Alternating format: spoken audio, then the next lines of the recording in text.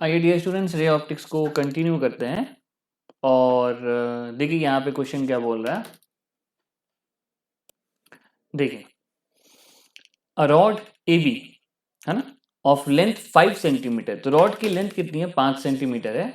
Lies along the principal axis of a concave mirror of focal length 15 centimetre. तो चलिए पहले यहाँ तक का डायग्राम बनाते हैं। तो जो मिरर का इस्तेमाल किया गया है ये कनकेव मिरर है। तो कनकेव मिरर आपको पता है, इसकी जो अंदर वाली साइड होती है वो रिफ्लेक्टिंग होती है, बाहर वाला हम लोग पॉलिश कर देते हैं या बाहर वाले को अपन पेंट कर देते हैं। और ये रहा इसका प्रिंसिपल एक्सिस। प्रिंसिपल एक्सिस क्या होता है? The line joining pole and the curvature. तो इसकी जो फोकल लेंथ है ना, ये है 15 सेंटीमीटर। तो ये हो गया 15 सेंटीमीटर, है ना। और आपको पता है कि कनकेव लेंस के लिए अपन फोकल लेंथ नेगेटिव लेंगे, तो f बराबर सीधा यहाँ पे -15 सेंटीमीटर लिख दिया हमने। In such a way that the end closer to the pole is 30 centimetre away from it, है ना। तो ये जो रॉड होगा, हमारा, ये कुछ इस तरीके से होगा। हम आपको डायग्राम बना के दिखाते हैं। यहाँ पे रॉड का जो करीबी हिस्सा है ना, रॉड का जो यहाँ पे लिखा हुआ है, in such a way that the end closer to the pole, है ना। ये जो एंड है जो पोल के करीब है वो 30 सेंटीमीटर में। और आपको पता होता है कि 30 सेंटीमीटर और कुछ नहीं बल्कि सेंटर ऑफ क्या है? कर्वेचर है, ठीक है ना। नेक्स्ट बोला है find the length of the image. तो इमेज की लेंथ हमें निकालनी है। अब देखो, नाम देते हैं इस रॉड को ए बी, ठीक है ना। अब यहाँ पे नोट करने वाली बात यह है कि ये जो पॉइंट बी है ये सेंटर ऑफ कर्वेचर पे लाई कर रहा है। ये जो पॉइंट बी है ये सेंटर ऑफ कर्वेचर पे लाई कर रहा है। और आपको पता होता है कि कोई भी इमेज, जो कोई भी ऑब्जेक्ट जो सेंटर ऑफ जो सी पर है उसकी इमेज कहाँ बनेगी? दोबारा सी पर ही बनेगी। अगर आप ध्यान दो, मैंने लास्ट क्लास में, पिछले वाले क्लास में ये डायग्राम बनाई थी। Object is at C, image is also at C. तो अगर अपन ऑब्जेक्ट बी को ले तो बी की जो इमेज बनेगी वो दोबारा बी पर ही बनेगी, ठीक है ना। और बी की इमेज हम बना देते हैं बी डैश। और आपको पता है कि अगर यहाँ पे कोई भी इमेज बनती है, ये जो फोकस के पीछे, वो हमेशा इन्वर्टेड बनती है। तो ये जो बी है ये मैंने यहाँ पे बना दिया बी डैश, ठीक है ना, बी डैश। अब ये जो ए है ये सी के पीछे है, वो सी के पीछे है। तो पिछली क्लास में हम लोगों ने जो किया था, अगर ऑब्जेक्ट बियॉन्ड सी होता है तो जो इमेज बनती है वो सी और एफ के बीच में बनती है।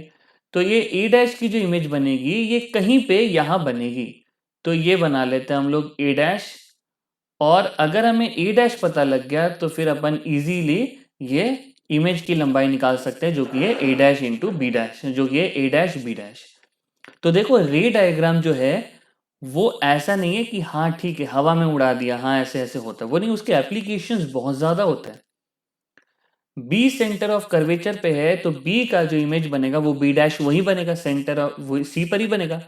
अब ए बी के पीछे, ए सी के पीछे है तो इसकी जो इमेज बननी चाहिए वो सी और एफ के बीच में बननी चाहिए। तो ये मेरा डायग्राम बन गया, ठीक है ना। अब अपन ऑब्जेक्ट डिस्टेंस लिखते हैं। अब हमारा जो ऑब्जेक्ट है वो ए है और ये जो लंबाई है ए बी ये 5 सेंटीमीटर है। तो पोल से ये जो ये वाला जो पॉइंट हो ये 35 सेंटीमीटर का हो जाएगा। तो जो ऑब्जेक्ट डिस्टेंस है वो अपन ले लेंगे 35 सेंटीमीटर, ठीक है ना। लेकिन साइन कन्वेंशन के अकॉर्डिंग यहाँ पे लिखेंगे u बराबर -35 सेंटीमीटर। अब हमें क्या निकालना है? हमें निकालना है इमेज। हमें क्या निकालना है? इमेज निकालना है। तो चलो अपन इस्तेमाल कर लेते हैं।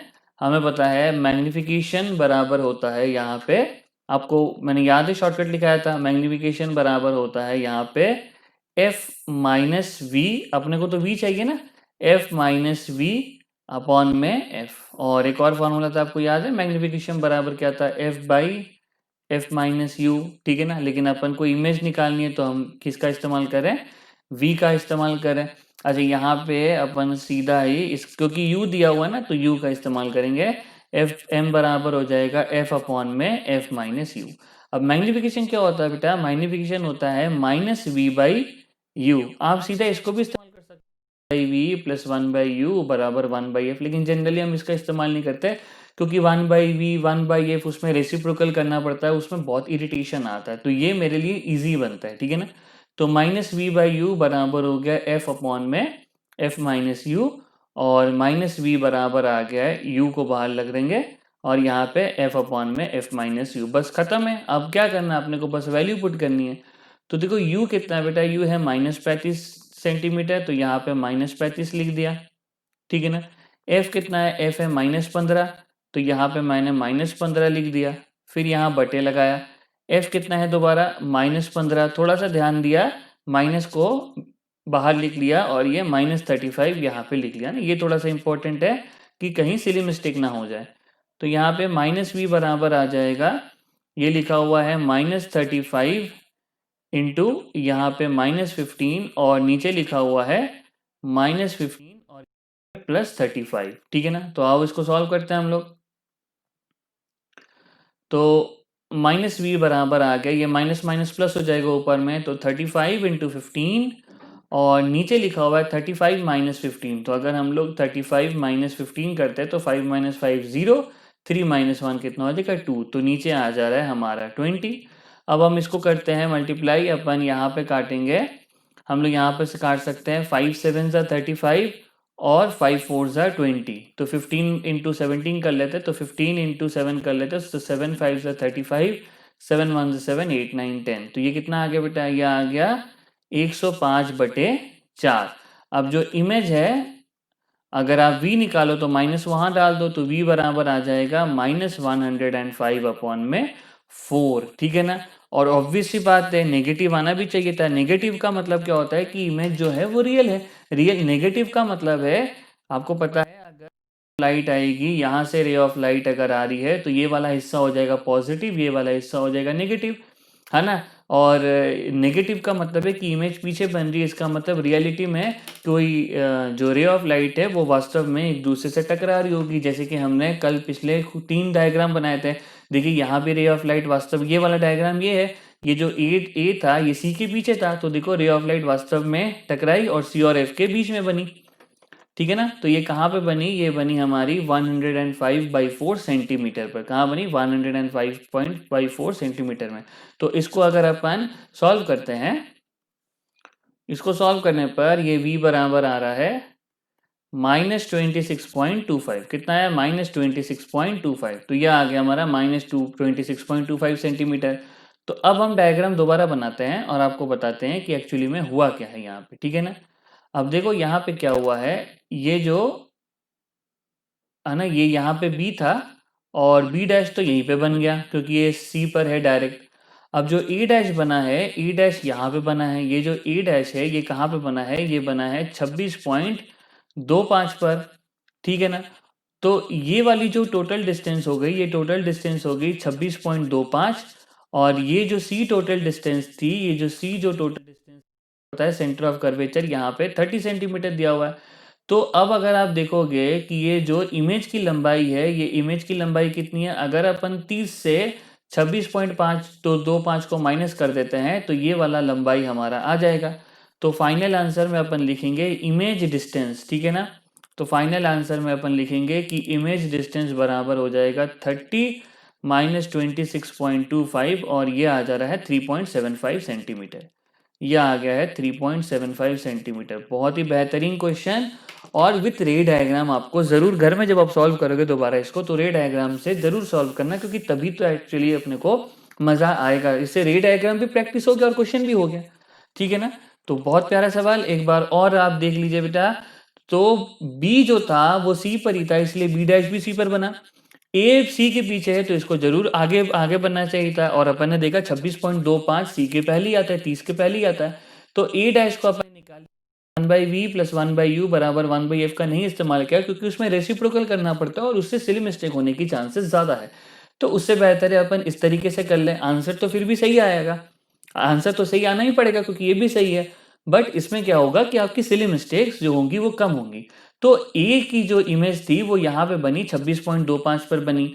अब जो इमेज की लंबाई है वो कितनी है, ए डैश बी डैश है, तो आपको बी डैश पता है 30 सेंटीमीटर है, ए डैश आपने निकाली 26.25 सेंटीमीटर। अगर आप 30 से 26.25 को माइनस कर दोगे तो ये वाली लंबाई आ जाएगी बी डैश और ए डैश, और यही हमारी इमेज की लंबाई है जो कि है 3.75 सेंटीमीटर। तो ऑब्जेक्ट 5 सेंटीमीटर का था और इमेज बन गया 3.75 सेंटीमीटर। ठीक है, आइए एक और सवाल करते हैं। तो देखिए क्वेश्चन नंबर 2 क्या बोल रहा है, a concave mirror having the focal length 15 centimetre. ठीक है, कनकेव मिरर है, उसकी फोकल लेंथ 15 सेंटीमीटर है। तो आइए पहले कनकेव लेंथ को कनकेव मिरर को बना लेते हैं। ठीक है ना, तो ये हमारा कनकेव मिरर बन गया, and the line joining pole and centre of curvature is known as principal axis. तो ये हमारी प्रिंसिपल एक्सिस बन गई। Forms an image having twice the linear dimension.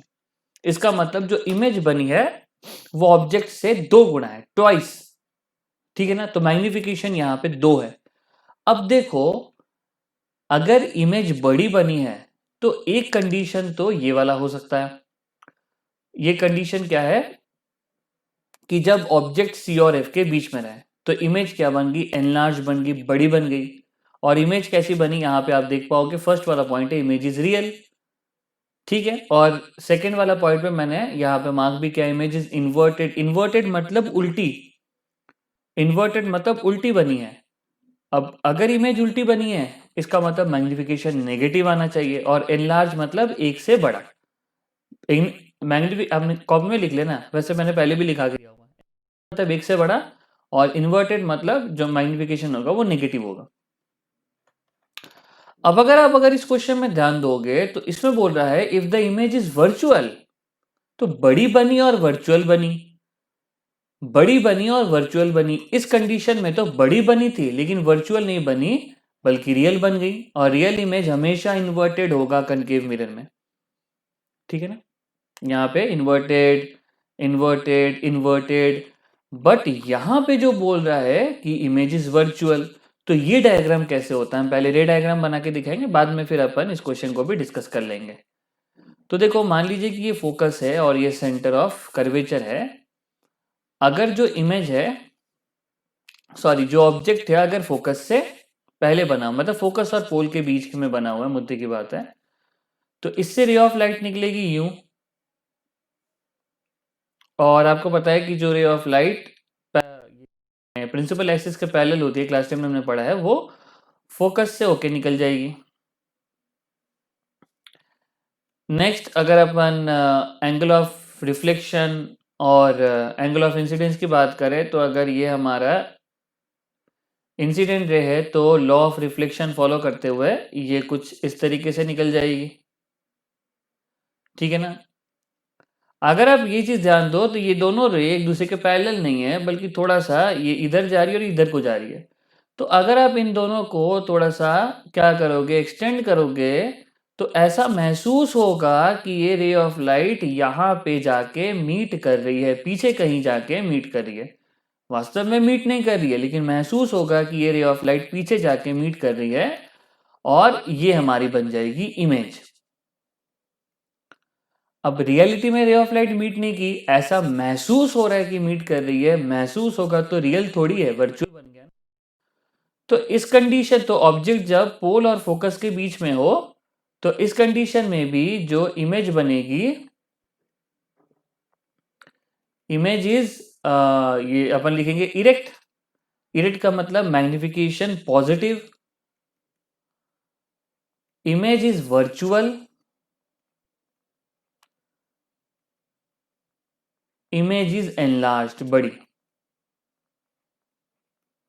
अब अगर आप यहां पे ध्यान दो अच्छे से, तो यहां पे बोला जा रहा है कि if the image is virtual, virtual भी है और ट्वाइस एनलार्ज भी है, इसका मतलब जो ऑब्जेक्ट रहेगा वो डेफिनेटली पोल और फोकस के बीच में रहेगा।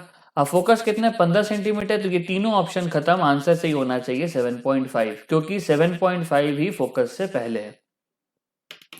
रे ऑफ डायग्राम का इंपॉर्टेंस पता चला आपको, बिना क्वेश्चन हाथ लगाए आंसर बता दिया, 7.5 सेंटीमीटर ही होना चाहिए। बट अपन सॉल्व भी करेंगे, आइए सॉल्व भी करते हैं इसको। बहुत जन क्या करते हैं ना, बहुत सारे स्टूडेंट्स रे ऑफ डायग्राम को लाइटली लेते हैं। अरे यार 10th में तो पढ़ाया क्या है, 10th में पढ़ा तो क्या हुआ, इंपॉर्टेंट है। मल्टीपल चॉइस क्वेश्चन करने के समय रे ऑफ डायग्राम हेल्प में आएगा। इमेज वर्चुअल और इरेक्ट, वर्चुअल इरेक्ट और ट्वाइस द साइज, ठीक है ना। तो अगर अपन यहाँ पे फॉर्मूला, पहले तो अपन देखते हैं कि क्या क्या दिया हुआ है। फोकस दिया हुआ है 15 सेंटीमीटर, तो पहले तो फोकस लिख लेते हैं कि फोकस बराबर हो गया है -15 सेंटीमीटर। अब -15 सेंटीमीटर क्यों लिखा है ये शायद मेरे को बोलने की जरूरत नहीं है, क्योंकि ये हिस्सा पॉजिटिव हो जाएगा और ये हिस्सा नेगेटिव हो जाएगा, ठीक है ना। मैग्निफिकेशन वर्चुअल मतलब इरेक्ट बनेगी, तो मैग्निफिकेशन पॉजिटिव होना चाहिए, और ट्वाइस दिया हुआ है तो मैग्निफिकेशन +2 लिख दिया। क्या निकालना है हमें, डिस्टेंस निकालना है, तो f अपॉन में f माइनस यू कर दिया, ठीक है। तो मैग्निफिकेशन 2 है, फोकस -15, फोकस -15 और ये u हमें निकालना। तो -30 -2u बराबर -15, तो -2u बराबर 30 -15 15 ही हो जाएगा। तो u बराबर आ गया -15/2, तो u बराबर आ गया -7.5 सेंटीमीटर। अच्छा, माइनस को देख के घबराना मत, माइनस मतलब यहाँ पे ये दिखा रहा है, अरे माइनस ही आएगा ना, जो ऑब्जेक्ट होगा वो मिरर के पहले ही रखोगे ना, ऑब्जेक्ट तो यहाँ होगा ना, और ये देखो साइन कन्वेंशन से नेगेटिव है, तो ऑब्जेक्ट को तो -7.5 आना ही पड़ेगा ना। तो ऑब्जेक्ट कितना हो गया, ऑब्जेक्ट डिस्टेंस हो गया -7.5, माइनस यहाँ पे ये दिखा रहा है कि जो ऑब्जेक्ट है वो पहले मिरर के पीछे रखोगे तो देखेगो कैसे, तो देखोगे कैसे, सही है ना, ऑब्जेक्ट ही वर्चुअल बन जाएगा, यहाँ पे ऑब्जेक्ट रियल है। सही है ना, बढ़िया सवाल था। तो आगे बढ़ते एक और सवाल कर लेते हैं ना। तो आइए एक और सवाल करते हैं। Where should an object be placed in front of a concave mirror of focal length centimeter to have magnification 3? Magnification 3 है। अब ये 3 जो मैग्निफिकेशन, ये पॉजिटिव भी हो सकता है, ये नेगेटिव भी हो सकता है। पॉजिटिव का मतलब है कि इमेज वर्चुअल, ये देखो मैग्निफिकेशन पॉजिटिव, इमेज वर्चुअल, और इमेज अगर रियल हुई तो मैग्निफिकेशन कैसा आएगा, मैग्निफिकेशन आएगा नेगेटिव। देखो यहाँ पे एनलार्ज है लेकिन इन्वर्टेड, मतलब मैग्निफिकेशन नेगेटिव। तो अब यहाँ पे दोनों केसेस दिए गए हैं, बहुत प्यारा सवाल है ये, और ये सारे सवाल आप खुद से कॉपी में भी सॉल्व करना, ठीक है ना।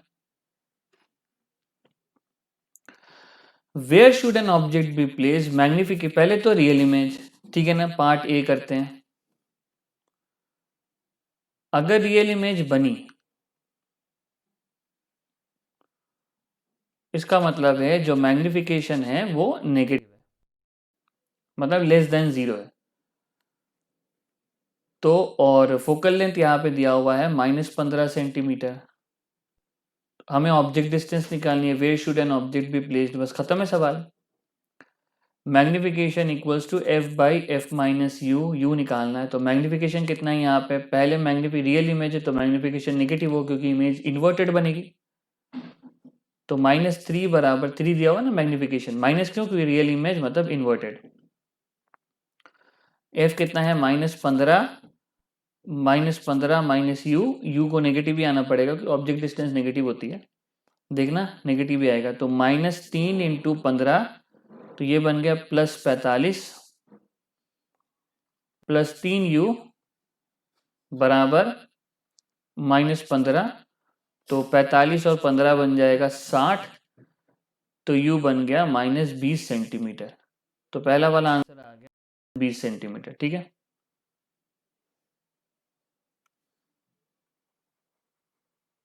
नेक्स्ट नेक्स्ट आप करिए, ट्राई करिए, है ना, इसको एक बार पॉज करके हम कर देते हैं यहाँ पे। नेक्स्ट है वर्चुअल। वर्चुअल इमेज का मतलब है कि मैग्निफिकेशन, जो इमेज बनेगी सीधी बनेगी तो मैग्निफिकेशन पॉजिटिव होगा। तो यहाँ पे -3 की जगह अपन रख देंगे +3, 3 बराबर -15 बटे -15 माइनस यू, तो ये हो जाएगा -45 माइनस 3u बराबर -15, तो -3u बराबर हो जाएगा 30, तो u बराबर हो जा रहा है 10 सेंटीमीटर, -10 सेंटीमीटर, है ना, क्योंकि ये 45 और 15, 45 माइनस 15 30 होता है, तो u आ गया -10 सेंटीमीटर, है ना। तो ये हमने 3 क्वेश्चन कर लिए।